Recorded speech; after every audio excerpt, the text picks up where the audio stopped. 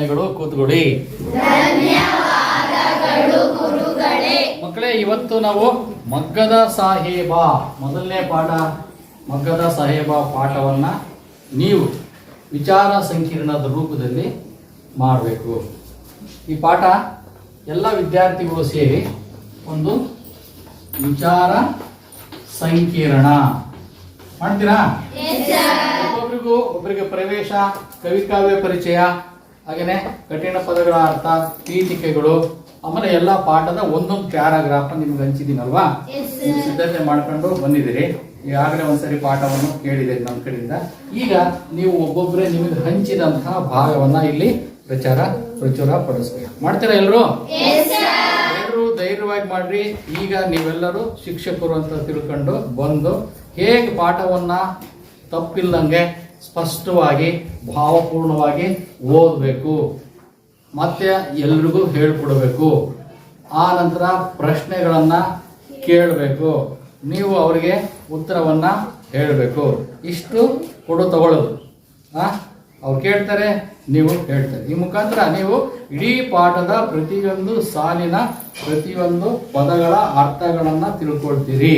ಅವಾಗ ನಿಮಗೆ ಎಲ್ಲ ಅಂಕದ ಪ್ರಶ್ನೆಗಳಿಗೆ ಉತ್ತರ ಹೇಳುವ ಕೌಶಲ್ಯ ಬರುತ್ತೆ. ಎಲ್ಲರೂ ಮಾಡ್ತೀರಾ? ಹಾಗಾದ್ರೆ ಮೊಟ್ಟ ಮೊದಲನೇದು ಬರೋಣ. ನಿಮಗೇನು ಅನಿಸಿದೆ? ಪ್ರವೇಶ. ಸರಿ, ನಿನ್ನ ಹೆಸರು ಹೇಳ್ಬಿಟ್ಟು ನೀನು ಪ್ರವೇಶವನ್ನ ಶುರು ಮಾಡ. ಎಲ್ಲರಿಗೂ ನಮಸ್ಕಾರ. ನನ್ನ ಹೆಸರು ದಾಕ್ಷಾಯಿಣಿ. ನಾನು ಶ್ರೀ ರುದ್ರೇಶ ಪ್ರೌಢಶಾಲೆ 8ನೇ ತರಗತಿ ಎ ವಿಭಾಗದಲ್ಲಿ ಓದುತ್ತಿದ್ದೇನೆ. ಕನ್ನಡ ಮಗ್ಗದ ಸಾಹೇಬ ಪಾಠದಿಂದ ವಿಚಾರ ಸಂಕಿರಣ ಚಟುವಟಿಕೆಯಿಂದ ನಾನು ಪ್ರವೇಶವನ್ನು ಓದುತ್ತಿದ್ದೇನೆ. ಪ್ರವೇಶ. ಬಹಳ ಜನಪ್ರಿಯ ಸಾಹಿತ್ಯ ಪ್ರಕಾರಗಳಲ್ಲಿ ಸಣ್ಣ ಕಥೆಯೂ ಒಂದು.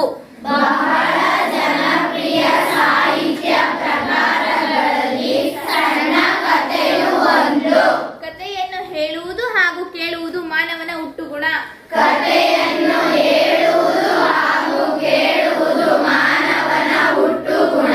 ನಮ್ಮ ಹಿರಿಯರು ತಮ್ಮ ಮಕ್ಕಳಲ್ಲಿ ಆಸಕ್ತಿ ಕೆರಳಿಸಿ ಕುತೂಹಲ ಉಂಟು ಮಾಡಲು, ಮನಸ್ಸಿಗೆ ಮುದ ನೀಡಲು, ಮನಸ್ಸರಳಿಸುವ ಕಥೆಗಳನ್ನು ಹೇಳುತ್ತಿದ್ದರು.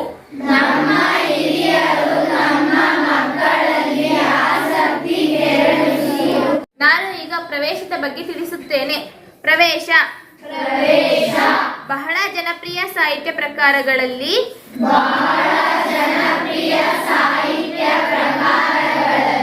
ಸಣ್ಣ ಕಥೆಯೂ ಒಂದು. ಕಥೆಯನ್ನು ಹೇಳುವುದು ಹಾಗೂ ಕೇಳುವುದು ಮಾನವನ ಹುಟ್ಟುಗುಣ. ನಮ್ಮ ಹಿರಿಯರು ತಮ್ಮ ಮಕ್ಕಳಲ್ಲಿ ಆಸಕ್ತಿ ಕೆರಳಿಸಿ ಕುತೂಹಲ ಉಂಟು ಮಾಡಲು, ಮನಸ್ಸಿಗೆ ಮುದ ನೀಡಲು, ಮನಸ್ಸನ್ನರಳಿಸುವ ಕಥೆಗಳನ್ನು ಹೇಳುತ್ತಿದ್ದರು. ಈ ಕಥನ ಕಲೆಯು ವಿಸ್ತಾರಗೊಂಡು ಕೆಲವು ಸಾಹಿತಿಗಳು ವಸ್ತು ಶೈಲಿ ನಿರೂಪಣೆಗಳಲ್ಲದಲ್ಲಿಯೂ ಪರಿಣಾಮಕಾರಿಯಾದ ಮಾರ್ಪಾಡುಗಳನ್ನು ಮಾಡಿ ಸಣ್ಣ ಕಥೆ ಎಂಬ ಸಾಹಿತ್ಯ ಪ್ರಕಾರವನ್ನು ಪ್ರಚುರಗೊಳಿಸಿದರು. ಮತ್ತು ಸಂಕ್ಷಿಪ್ತತೆ, ವಾಸ್ತವತೆಗಳು ಇದರ ಗುಣಗಳಾಗಿವೆ. ಶಿಕ್ಷಣ ಬದುಕಿನ ಏಳು ಬೀಳುಗಳು, ಸ್ವ ಉದ್ಯೋಗ, ವಿಜ್ಞಾನ ಮೊದಲಾದವುಗಳು ಸಣ್ಣ ಕಥೆಗೆ ವಸ್ತುಗಳಾಗಿವೆ. ಪ್ರಸ್ತುತ ಕಲೆಯಲ್ಲಿ ಬಹು ಮುಖ್ಯವಾಗಿ ಇರುವ ಇಂದು ವಿನಾಶದ ಅಂಚಿನಲ್ಲಿರುವ ಗುಡಿ ಕೈಗಾರಿಕೆಗೆ ನಮ್ಮ ಶಿಕ್ಷಣದಲ್ಲಿ ನೀಡಬೇಕಾದ ಮಹತ್ವವನ್ನು ಸಾದರಪಡಿಸುವ ಉದ್ದೇಶವಿದೆ. ತಂದೆಯ ಆಸೆಯಂತೆ ಸರ್ಕಾರಿ ಉದ್ಯೋಗವನ್ನೇ ಅವಲಂಬಿಸದೆ ಸ್ವಯಂ ಯುವಕನೊಬ್ಬ ರಾಷ್ಟ್ರಮಟ್ಟದ ಗೌರವಾದರಗಳಿಗೆ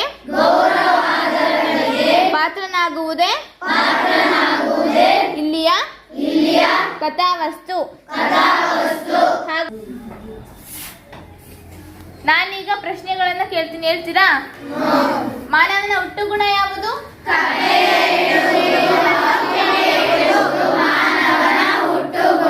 ನಮ್ಮ ಹಿರಿಯರು ಎಂತಹ ಕಥೆಗಳನ್ನು ಹೇಳುತ್ತಿದ್ದರು?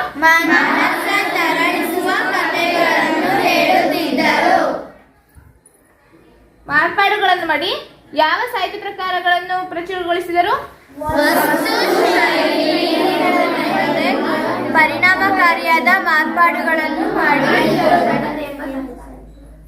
ಯಾವುದರ ಗುಣಗಳಾಗಿವೆ?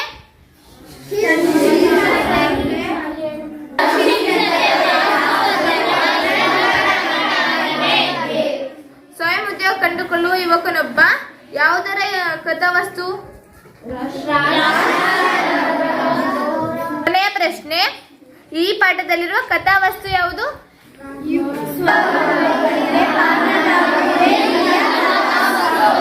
ಧನ್ಯವಾದಗಳು. ಈ ಪ್ರವೇಶವನ್ನು ಹೇಳಲು ಅವಕಾಶ ಕೊಟ್ಟ ನಮ್ಮ ಗುರುಗಳಿಗೂ ಹಾಗೂ ನಿಮ್ಮೆಲ್ಲರಿಗೂ ಧನ್ಯವಾದಗಳು. ನನ್ನ ಹೆಸರು ಕವನ ಎಸ್. ನಾನು 8ನೇ ತರಗತಿ ಎ ವಿಭಾಗದಲ್ಲಿ ಓದುತ್ತಿದ್ದೇನೆ.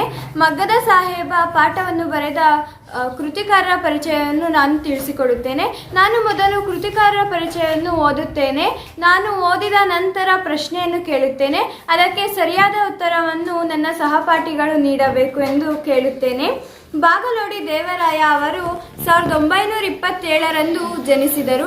ದಕ್ಷಿಣ ಕನ್ನಡ ಜಿಲ್ಲೆಯ ಬಾಗಲೋಡಿಯವರು. ಮಂಗಳೂರಿನ ಸರ್ಕಾರಿ ಕಾಲೇಜಿನಲ್ಲಿ ಇಂಗ್ಲಿಷ್ ಪ್ರಾಧ್ಯಾಪಕರಾಗಿದ್ದರು. ಆ ಕಾಲಕ್ಕೆ IAS ಪರೀಕ್ಷೆಯಲ್ಲಿ ತೇರ್ಗಡೆ ಹೊಂದಿ ವಿದೇಶಿ ಸೇವೆಗೆ ಆಯ್ಕೆಯಾದರು. ಮಾಸ್ತಿ ಹಾಗೂ ಇವರು ಸಮಕಾಲೀನವರು. ಅದಲ್ಲದೆ ಸಣ್ಣ ಕಥೆಗಳನ್ನು ಬರೆದವರು. ಅವರು ರಾಯಭಾರಿಯಾಗಿ Italy, Nepal, Nigeria, Philippines, New Zealand, Bulgaria ಮೊದಲಾದ ದೇಶಗಳಲ್ಲಿ ಕಾರ್ಯನಿರ್ವಹಿಸಿದವರು. ಅವರ ಕಥಾ ಸಂಗ್ರಹಗಳೆಂದರೆ ಹುಚ್ಚು ಮನಸೀಫಾ ಮತ್ತು ಇತರೆ ಕಥೆಗಳು, ಆರಾಧನಾ, ರುದ್ರಪ್ಪನ ರೌದ್ರ ಮತ್ತು ಇತರೆ ಕಥೆಗಳು. ಬಾಗಲೋಡಿ ದೇವರಾಯ ಅವರು ಒಟ್ಟು 26 ಕಥೆಗಳನ್ನು ಬರೆದಿದ್ದಾರೆ. ಅವರು 1985ರಲ್ಲಿ ನಿಧನರಾದರು. ಈಗ ನಾನು ಪ್ರಶ್ನೆಯನ್ನು ಕೇಳುತ್ತೇನೆ. ಬಾಗಲೋಡಿ ದೇವರಾಯರವರು ಎಷ್ಟನೇ ಇಸ್ವಿಯಲ್ಲಿ ಜನಿಸಿದರು?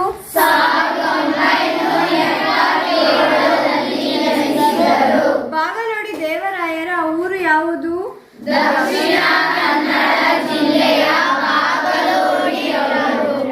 ಯಾವ ಕಾಲೇಜಿನಲ್ಲಿ ಇಂಗ್ಲಿಷ್ ಪ್ರಾಧ್ಯಾಪಕರಾಗಿದ್ದರು?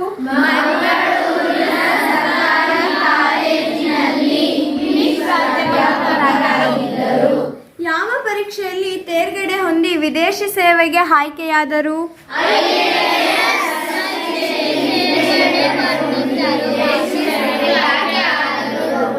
ಅವರು ಯಾವ ಯಾವ ದೇಶಗಳಲ್ಲಿ ಕಾರ್ಯನಿರ್ವಹಿಸಿದ್ದರು?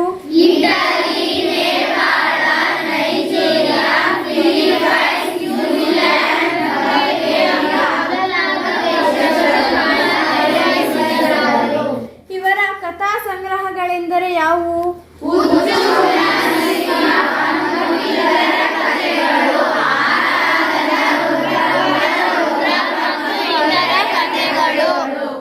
ಬಾಗಲೋಡಿ ದೇವರಾಯ ಅವರು ಒಟ್ಟು ಎಷ್ಟು ಕಥೆಗಳನ್ನು ಬರೆದಿದ್ದಾರೆ? 26 ಕಥೆಗಳನ್ನು ಬರೆದಿದ್ದಾರೆ. ಅವರು ಎಷ್ಟನೇ ಇಸ್ವಿಯಲ್ಲಿ ನಿಧನರಾದರು?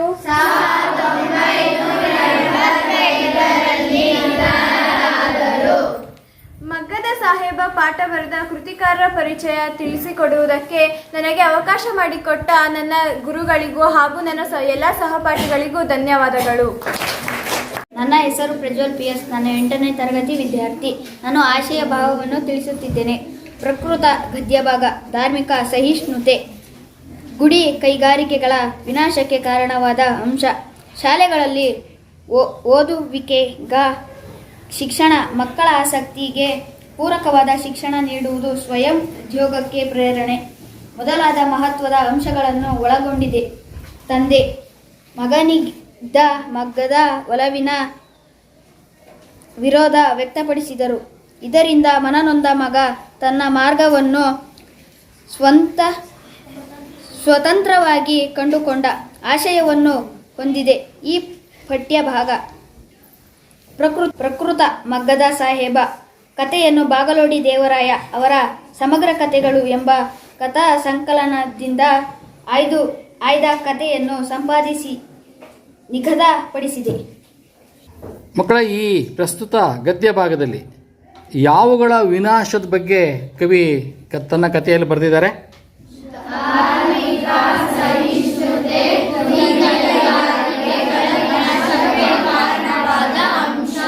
ಈ 3 ಅಂಶಗಳು ಜೊತೆಗೆ ಯಾವ ಅಂಶಗಳನ್ನು, ಮಹತ್ವದ ಅಂಶಗಳನ್ನು ಈ ಒಂದು ಪಾಠ ಒಳಗೊಂಡಿದೆ?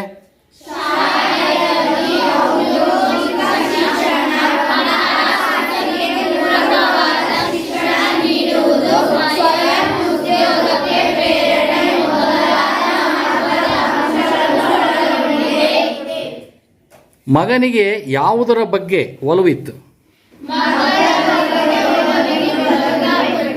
ತಂದೆಗೆ ಯಾವುದರ ಬಗ್ಗೆ ವಿರೋಧ ಇತ್ತು?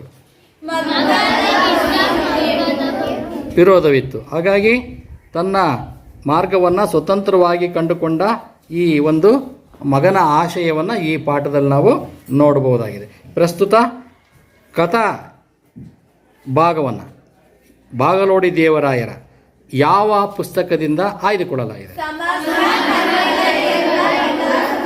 ಸಮಗ್ರ ಕಥೆಗಳು ವಿಷಯದ ಒಂದು ಕೃತಿಯಿಂದ ಆಯ್ದುಕೊಳ್ಳಲಾಗಿದೆ. ನನ್ನ ಹೆಸರು ದಿಲೀಪ ಹಿ. ಮಗ್ಗದ ಸಾಹೇಬ ಪಾಠದಲ್ಲಿ ಬರುವ ಪದಗಳ ಅರ್ಥವನ್ನು ಹೇಳಿಕೊಡ್ತೇನೆ. ಅಭಿಷ್ಟ, ಆಧಿಪತ್ಯ,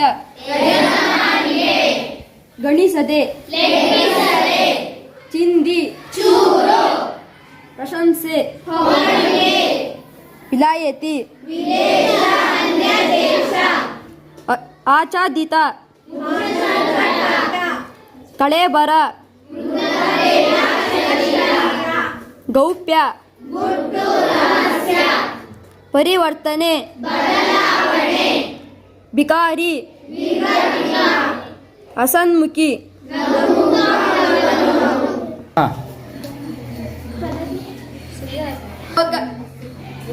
ಅವಕಾಶ ಮಾಡಿಕೊಟ್ಟಂತ ಸಹಪಾಠಿಗಳಿಗೆ ಧನ್ಯವಾದಗಳು. ನನ್ನ ಹೆಸರು ಧನಂಜಯ KE. ನಾನು 8ನೇ ತರಗತಿ ಎ ವಿಭಾಗದಲ್ಲಿ ಓದುತ್ತಿದ್ದೇನೆ. ಮಗ್ಗದ ಸಾಹೇಬದಲ್ಲಿ ಬರುವ ಟಿಪ್ಪಣಿಯನ್ನು ನಿಮಗೆ ತಿಳಿಸುತ್ತಿದ್ದೇನೆ. ಸಾಹಿಬ್ ಬಹದ್ದೂರ್ ಮೊಘಲ್ ರಾಜರ ಆಳ್ವಿಕೆಯ ಸಂದರ್ಭದಲ್ಲಿ ಸಮಾಜದ ಗಣ್ಯ ವ್ಯಕ್ತಿಗಳಿಗೆ ಕೊಡುತ್ತಿದ್ದ ಗೌರವ ಪೂರ್ವಕ ಬಿರುದು. ಸಾಹಿಬ್ ಬಹದ್ದೂರ್ ಮೊಘಲ್ ರಾಜರ ಆಳ್ವಿಕೆಯ ಸಂದರ್ಭದಲ್ಲಿ ಸಮಾಜದ ಗಣ್ಯ ವ್ಯಕ್ತಿಗಳಿಗೆ ಕೊಡುತ್ತಿದ್ದ ಗೌರವ ಪೂರ್ವಕ ಬಿರುದು ಉರುಸ್ ಮಹಾಮದಿಯ ಸಾಧುಗಳ ಪುಣ್ಯತಿಥಿ ಮತ್ತು ಅದು ನಡೆಸುವ ಜಾತ್ರೆ. ಉರುಸ್ ಮಹಾಮದಿಯ ಸಾಧುಗಳ ಪುಣ್ಯತಿಥಿ ಮತ್ತು ಅದು ನಡೆಸುವ ಜಾತ್ರೆ. ಉರುಸ್ ಅಂದರೆ ಏನು?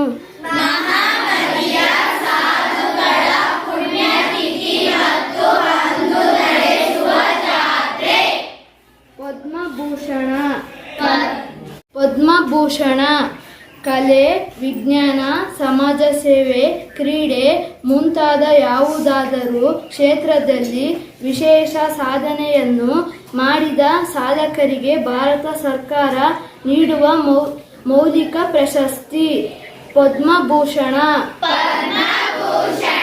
ಕಲೆ, ವಿಜ್ಞಾನ, ಸಮಾಜ ಸೇವೆ, ಕ್ರೀಡೆ ಮುಂತಾದ ಯಾವುದಾದರೂ ಕ್ಷೇತ್ರದಲ್ಲಿ ವಿಶೇಷ ಸಾಧನೆಯನ್ನು ಮಾಡಿದ್ದ ಸಾಧಕರಿಗೆ ಭಾರತ ಸರ್ಕಾರ ನೀಡುವ ಮೌಲಿಕ ಪ್ರಶಸ್ತಿ.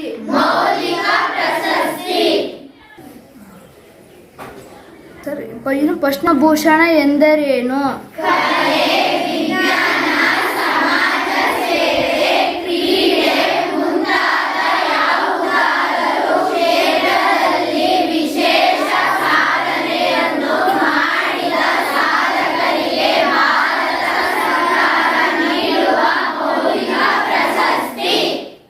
ನನಗೆ ಅವಕಾಶ ಮಾಡಿಕೊಟ್ಟಂತಹ ಗುರುಗಳಿಗೆ ನಿಮ್ಮೆಲ್ಲರಿಗೂ ಧನ್ಯವಾದಗಳು. ನನ್ನ ಹೆಸರು ಆರ್ ಜಹಾನವಿ. ಬಾಗಲೋಡಿ ದೇವರಾಯರು ಬರೆದಂತಹ ಮಗ್ಗದ ಸಾಹೇಬ ಪಾಠವನ್ನು ಓದುತ್ತೇನೆ. ಮಗ್ಗದ ಸಾಹೇಬ ಅಂದರೆ ಅಬ್ದುಲ್ ರಹೀಂ ಸಾಹೇಬ್. ಅವರು ಮಗ್ಗವನ್ನು ಮುಟ್ಟದೆ 20 ವರ್ಷಕ್ಕೂ ಹೆಚ್ಚಾಗಿದೆ. ಆದರೂ ಅವನನ್ನು ಮಗ್ಗದ ಸಾಹೇಬನೆಂದೇ ಕರೆಯುವುದು ವಾಡಿಕೆ. ಅವರ ಪೂರ್ವಜರು ಸಾಹೇಬ ಬಹದ್ದೂರ್ ಮಗ್ಗದ ಹುಸೇನ್ ಸಾಹೇಬರು ಜನಪ್ರಿಯ ಮತ್ತು ಧನವಂತ ವ್ಯಕ್ತಿಯಾಗಿದ್ದರು. ಅವರು ಮಸೀದಿ ಮಾತ್ರವಲ್ಲ ದೇವಸ್ಥಾನವನ್ನು ಕಟ್ಟಿಸಿದರು. ಇಂದಿಗೂ ಈ ದೇವಸ್ಥಾನದಲ್ಲಿ ರಥೋತ್ಸವದ ಸಮಯದಲ್ಲಿ ಅವರ ಮನೆತನದ ಹಿರಿಯ ಪ್ರತಿನಿಧಿಗೆ ಎಲ್ಲರಿಗಿಂತಲೂ ಮುಂದಾಗಿ ಪ್ರಸಾದವನ್ನು ಪಡೆಯುವ ಹಕ್ಕಿದೆ. ಒಂದೊಂದೇ ಸಾಲನ್ನು ನಾನು ಹೇಳ್ತೀನಿ, ನೀವು ಹೇಳ್ರಿ. ಮಗ್ಗದ ಸಾಹೇಬ ಅಂದರೆ ಅಬ್ದುಲ್ ರಹೀಂ ಸಾಹೇಬ್. ಅವನು ಮಗ್ಗವನ್ನು ಮುಟ್ಟದೆ 20 ವರ್ಷಕ್ಕೂ ಹೆಚ್ಚಾಗಿದೆ. ಆದರೂ ಅವನನ್ನು ಮಗ್ಗದ ಸಾಹೇಬನೆಂದೇ ಕರೆಯುವುದು ವಾಡಿಕೆ.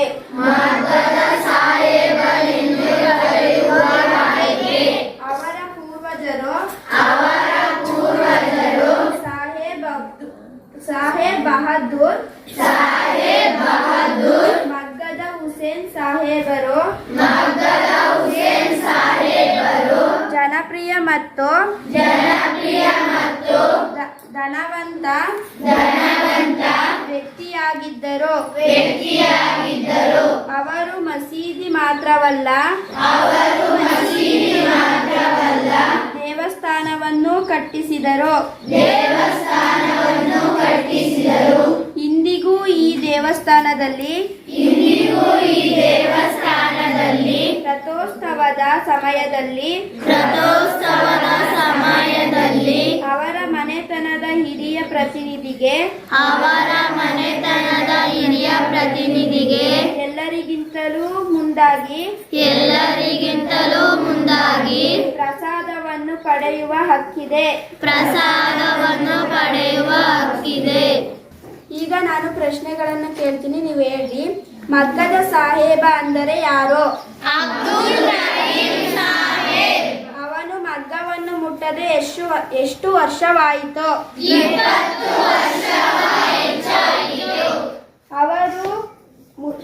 ಅವರು ಮಸೀದಿ ಮಾತ್ರವಲ್ಲದೆ ಯಾವುದನ್ನು ಕಟ್ಟಿಸಿದ್ದರು?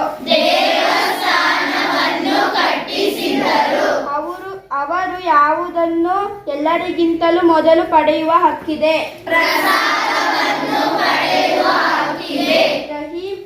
ರಹೀಂ ಸಾಹೇಬ್ ಅನ್ನು ಏನೆಂದು ಕರೆಯುವುದು ವಾಡಿಕೆ?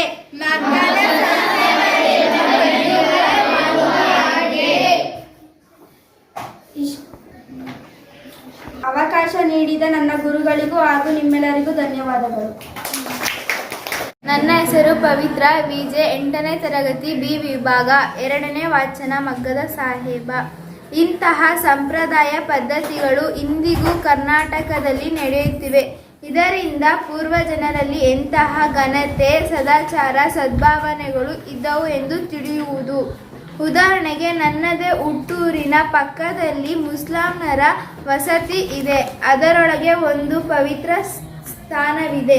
ಅಲ್ಲಿ ಉರ್ಸ್ ಎಂಬ ಮುಸ್ಲಿಮರ ಧಾರ್ಮಿಕ ಉತ್ಸವದ ಕಾಲದಲ್ಲಿ ನಮ್ಮ ಮನೆತನದ ಒಬ್ಬ ಪ್ರತಿನಿಧಿ ಇರಬೇಕೆಂದು ಸಂಪ್ರದಾಯ ಇತ್ತು.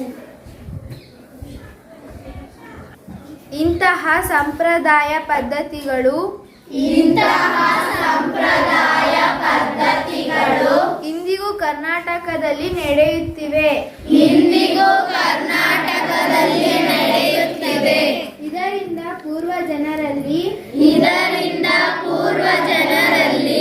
ಎಂತಹ ಘನತೆ, ಸದಾಚಾರ, ಸದ್ಭಾವನೆಗಳು ಇದ್ದವು ಎಂದು ತಿಳಿಯುವುದು. ಉದಾಹರಣೆಗೆ, ನನ್ನದೇ ಹುಟ್ಟೂರಿನ ಪಕ್ಕದ ಮುಸ್ಲಿಮರ ವಸತಿ ಇದೆ. ಅದರೊಳಗೆ ಒಂದು ಪವಿತ್ರ ಸ್ಥಾನವಿದೆ. ಅಲ್ಲಿ ಉರ್ಸ್ ಎಂಬ ಮುಸ್ಲಿಮರ ಧಾರ್ಮಿಕ ಉತ್ಸವದ ಕಾಲದಲ್ಲಿ ನಮ್ಮ ಮನೆತನದ ಒಬ್ಬ ಪ್ರತಿನಿಧಿ ಇದ್ದೇ ಇರಬೇಕೆಂಬ ಸಾಂಪ್ರದಾಯಿಕ ಇತ್ತು. ಈಗ ಪ್ರಶ್ನೆಗಳನ್ನು ಕೇಳುತ್ತೀನಿ, ಉತ್ತರ ಹೇಳಿ. ನನ್ನದೇ ಹುಟ್ಟೂರಿನ ಪಕ್ಕದಲ್ಲಿ ಯಾವ ವಸತಿ ಇದೆ? ಮುಸಲ್ಮಾನರ ವಸತಿಯಲ್ಲಿ ಯಾವ ಒಂದು ಸ್ಥಾನವಿದೆ? ಮುಸಲ್ಮಾನರ ಧಾರ್ಮಿಕ ಉತ್ಸವ ಯಾವುದು? ನನಗೆ ಅವಕಾಶ ಮಾಡಿಕೊಟ್ಟ ನನ್ನ ಸಹಪಾಠಿಗಳಿಗೂ ಎಲ್ಲರಿಗೂ ಧನ್ಯವಾದಗಳು.